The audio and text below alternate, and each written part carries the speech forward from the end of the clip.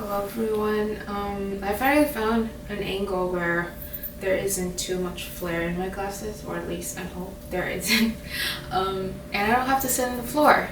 So today we're going to talk about romance novel because, you know, we all want a little love, especially when you're single like me and you've been single for a really long time and have never had a stable relationship or lack the skill to maintain one.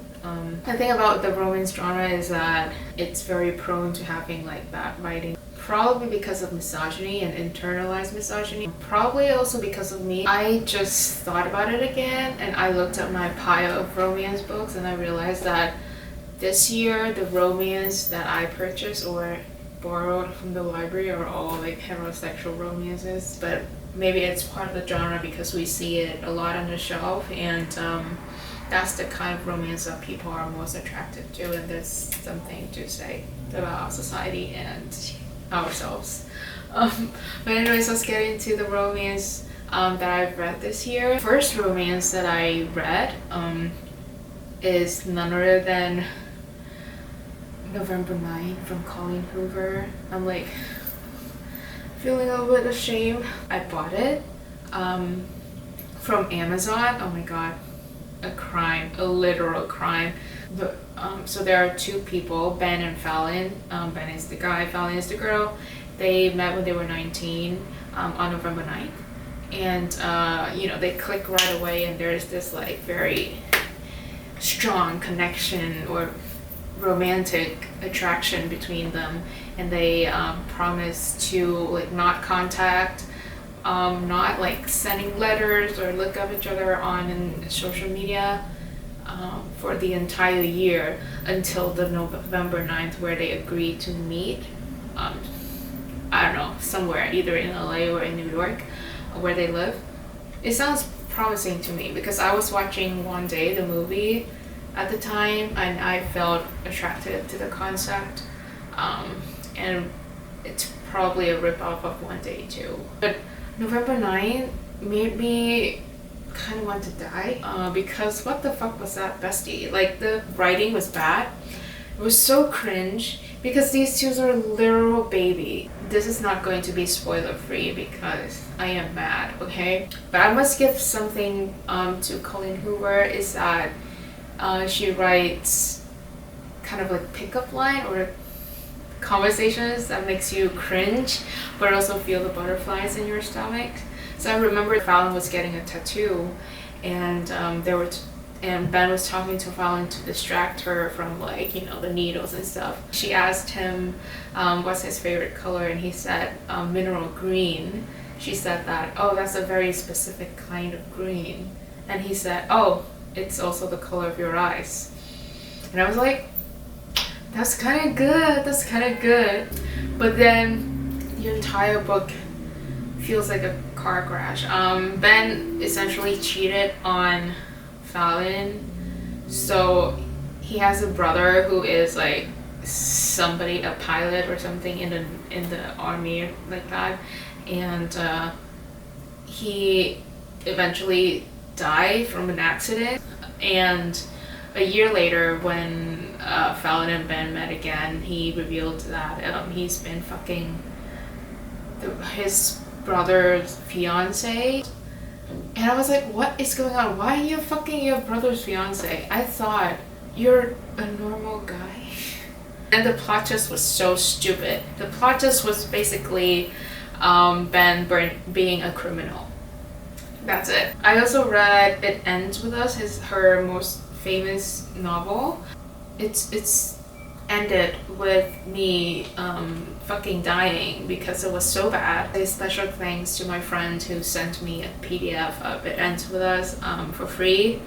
So I get to continue being an economical woman, and I didn't commit the crime of paying for that fucking book. People say that it's kind of like a love triangle where the main girl is called Lily Bloom, and then the guy that she developed a relationship with and eventually married him is Ryle, and he is a neurosurgeon who is like so hot, like so smart, and attractive, but also happened to be a fucking psycho and an abuser. And then the golden boy, the one that everyone was simping for, like, he is so nice and so sweet, is Atlas. Everyone was like, oh my god, this guy is like the standard.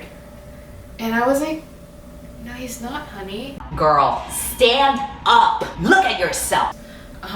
But the first scene, Lily was on the rooftop of some building in Boston, I think, and she met Ryle, who was having a fucking tantrum over there. He was like smashing a chair or something, and she was like, oh, that's kind of hot.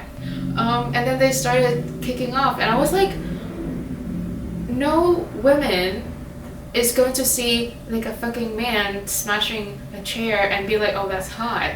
Like, we would run for our fucking life. I do think that the pacing was good, and I read it whenever I go to the bathroom at school. I was desperate for some toilet entertainment. So yeah, the pacing was quick with it was really in sync with my bowel movements.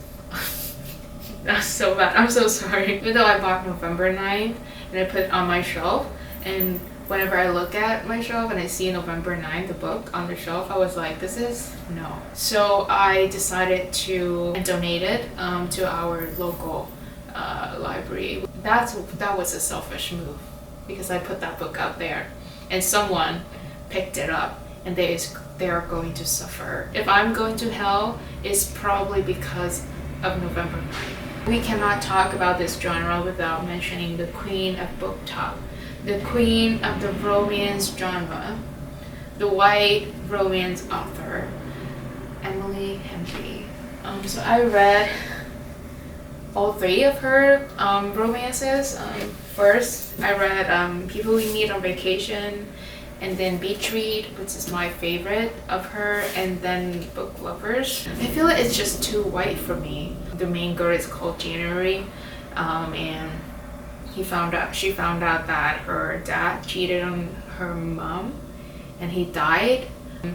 He has a beach house, so that summer she came to the beach house to just rest there and eventually sell the house. That's where she met Gus, the main guy, who was also the neighbor at the beach house. And they used to be kind of frenemies when they were in college.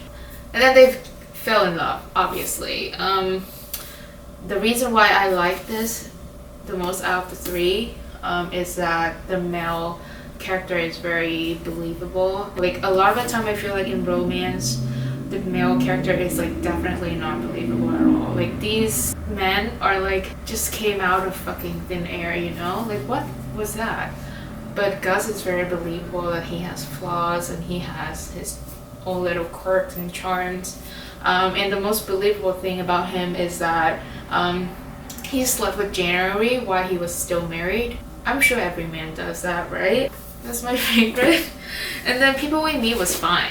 I just thought it was so flat. Okay, so you guys are best friends, and then you guys kiss, and then you stop talking for like 2 years or 5 years, and I was like, no, dude. Of course, you kiss your best friend sometimes, right? People don't do that. Did I miss the memo? The most recent one, Book Lovers, features Nora, who is a literary agent, and she is like a cutthroat career woman. She lives in New York City. And then Charlie is also in the publishing industry. He's an editor or agent too, and they knew each other from work, and they kind of hate each other, but like not that much. And then because she is like obsessed with her work and stuff, so her sister forced her to take a vacation with her to some small town. And she went to a small town, and her sister was expecting Nora to like fall in love with a guy in a small town and give up her career in New York City and just like live in the small town. But then she met Charlie, who was there to take care of his family's business for a short while. And they fall in love, of course. The thing that was annoying to me is the sister, Libby, put Nora on a dating app where Nora already said that she's not into dating, she's not looking for a relationship, like, and then Libby just do it anyways because like there's no boundaries. The plot twist is that Libby forced Nora to take the vacation because she is moving to that same small town, so she wants Nora to fall in love with a guy in that small town, so Nora would move from New York to the town and live close by Libby. What the fuck was that, bestie? Like, the audacity of this white woman. No amount of family love can justify that. Like, Libby constantly saying that, oh Nora, you don't have a life, you're too obsessed with your work. Guess what, she lives in New York City and she has debt to pay. The entire book was giving white feminism.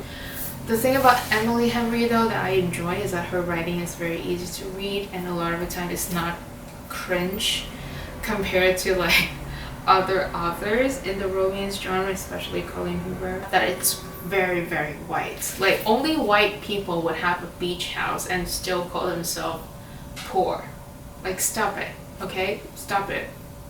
If you say that to an immigrant, we will put a slipper in your throat and call it a day. And then we're moving to the pond. We have The Flatshare by Beth O'Leary. I think she should have been the white author of this genre instead of Emily Henry. It's similar in the sense that her romance are like simple and cute and fluffy and kind of vanilla, but at the same time there are like stuff and trauma happening to these people. I feel like the writing is better, and it just feels less white. And I also listened to the audiobook of The Switch, and I find them all very vanilla, sweet, and fluffy, and very tolerable. But nothing really sticks to me. That's all I can say. Check it out. Then, oh my lord, guys. I spent like $18 on this fucking book, which is called Every Summer After by Carley Fortune. So there's this girl, I forgot her name. What's her name? What the hell? Percy. Okay. The main girl is called Percy and she lives in Toronto or Vancouver. But her family have a lake house and they go there for like every vacation. And the neighbor is a family of 3 where it's like a single mother and 2 sons, and they bonded since childhood. They become friends, especially with like the guy that was the same age as her, and they started liking each other when they were teenagers. They dated for a while, and then he went to college, and they kind of have a fallout. But then the worst part is he cheated on him with his brother, so that was like a no. And then years later she got a call from his brother saying that their mom is dead, so please attend the funeral. And so she went back to the house after like 10 years of not coming back due to what happened. And then she met with the guy again, and they kind of like reconcile in the span of 2 days and fuck each other in the car. It makes me really question heterosexuality. Like, straight people, come on, like, is that a pattern? You know, where you have like, you're being rich but also cosplaying being poor, and then you met a guy next door and you fuck him and you fuck his brother too, and then 10 years later you come back and you fuck him in the car where he has a girlfriend. Love is so powerful. Delicious. But maybe it's not the book for me because I don't know about you, but I'm at the stage in my life where I don't want to read about horny teenagers. Maybe because I was depressed when I was a teenager. I didn't feel horny at all. Do teenagers actually get this horny? Much to think about, actually. Then, oh my god, I also read, funny you should ask, I'm so tired already. Why did I read so many of them? This one was not too bad, actually. It was like a 2-star. So 10 years ago, Channy is a writer, and she got a job of like interviewing this hot and coming Hollywood star who is about to play James Bond. He is American while James Bond is British. Do you know that James Bond was British? I didn't know. There were a lot of like backlash from him because he's not like James Bond enough, you know?